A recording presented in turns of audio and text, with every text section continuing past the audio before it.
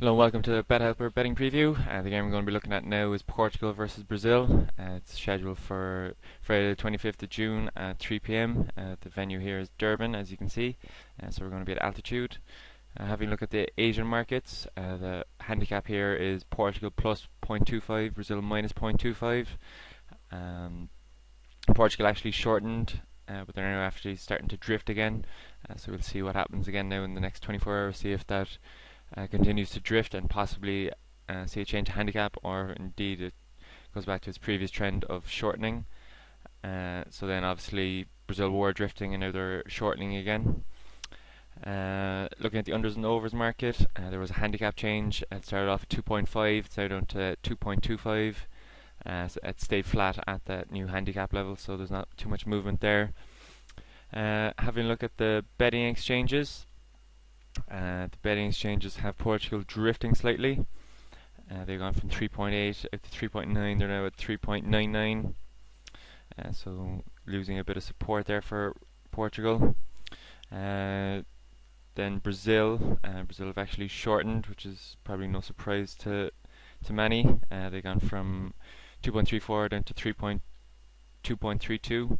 They've been there now for the last couple of hours, and the draw has actually drifted slightly. It was at 3.1, now it's at 3.15. So again, we'll have to see if that changes in the next 24 hours.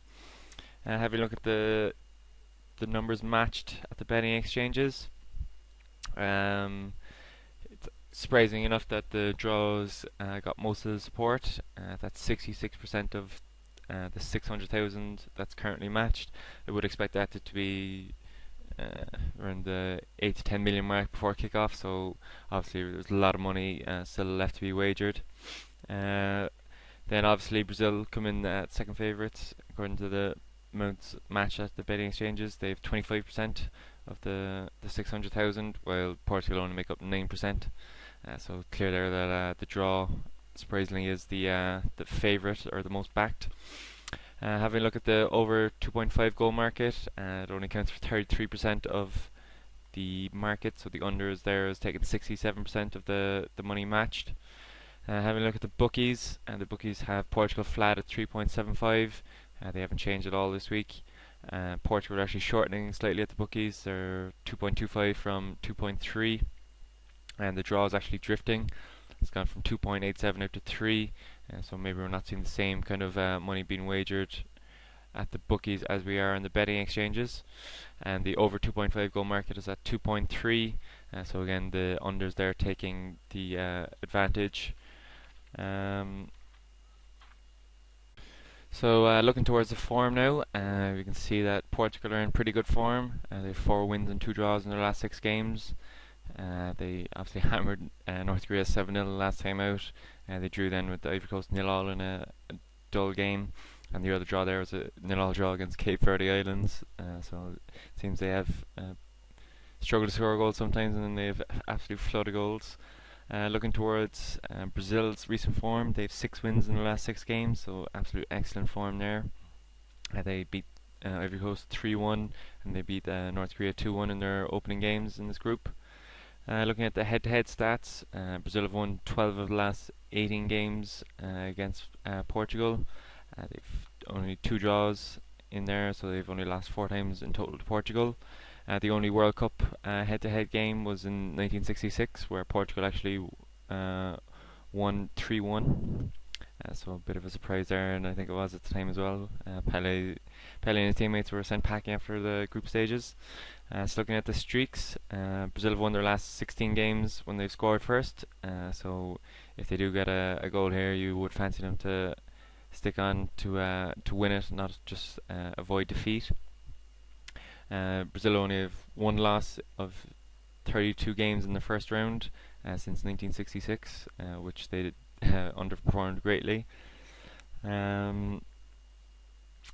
Portugal actually scored the same amount of goals against North Korea as they have done in their previous 9 World Cup games, so they've absolute glut of goals there against the Koreans. Luis Fabiano scored 17 of his last 21 goals have actually come as part of a brace or a hat-trick, so if he is is to score, you would expect him to score a second or maybe even a third. I actually have him as part of one of my top goal scorer bets, so I would hope he'll score here again. Looking at the rankings, no surprise here that Brazil are first in the FIFA rankings and first in the ELO rankings, while Portugal are somehow third according to FIFA, where they're 11th according to the ELO rankings. So we'll probably capture some of their poor form during qualifying, where they actually have to go through a playoff to qualify. The referee for this one is Benito Archunda, and he's from Mexico.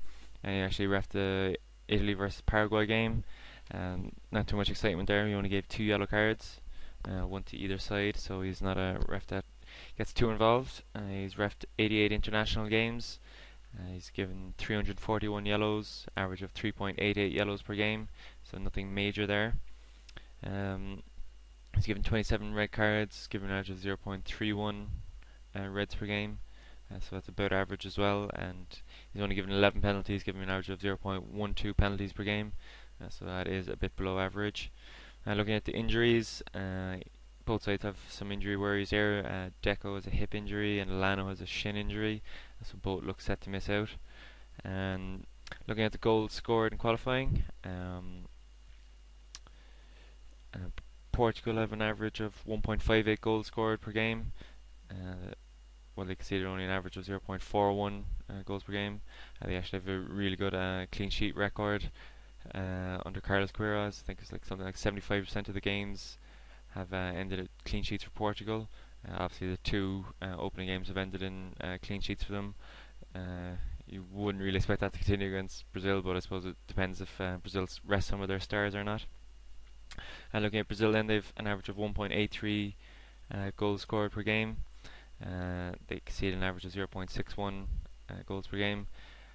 Their goal scored isn't as high as you probably would expect for a Spanish side, but given their group and given the performance of the South American teams in this World Cup, kind of goes to show how strong the South American continent is. Looking towards the probabilities now, the computer probabilities gives Portugal a 16% chance of victory, so a bit outsiders here. Gives Brazil a 38% chance, while the draw comes in at 46%. So it's actually the first time we've seen the draw coming in here at a big percentage. If you compare that then with the implied probabilities based on the bookmakers odds, gives Portugal a 25% chance, gives Brazil a 43% chance of victory, while the draw comes in at 32%. So it's like the first time we've ever seen that the draw is a higher probability than what the bookmakers think. So we'll be looking at that over the next 24 hours, see if that continues or if indeed it changes. So some suggestions. Draw obviously looks like a good bet at the moment, but again we're going to have to see in the next 24 hours before I finalise that. Might look at the Brazil minus 0.25 since they are shortening in Asia. Nothing really on the yellow card market or the red card market.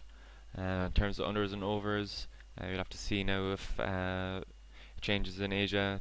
A lot of in Asia, the exchanges and the bookies, they're not really expecting too many goals, so we might end up going for the unders, but again that could change. I'll wait until I see the team sheet, see if Fabiano starts or see if he's rested for this one.